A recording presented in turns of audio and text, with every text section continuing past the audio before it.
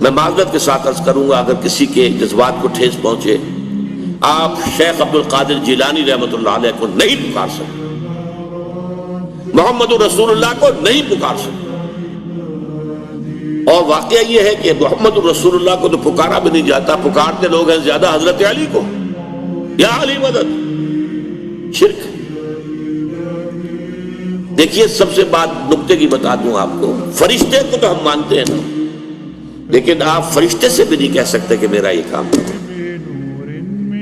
فرشتے کے وجود پہ تو کوئی شک نہیں ہے، یا جبرائیل میرا یہ کام کرو، قطعاً نہیں، غلط، شرک۔ لا تدعو مع اللہ احدا، اللہ کے سوا پکارنا کسی کو نہیں، دعا کسی سے نہیں ہے، استغاثہ کسی کا نہیں ہے،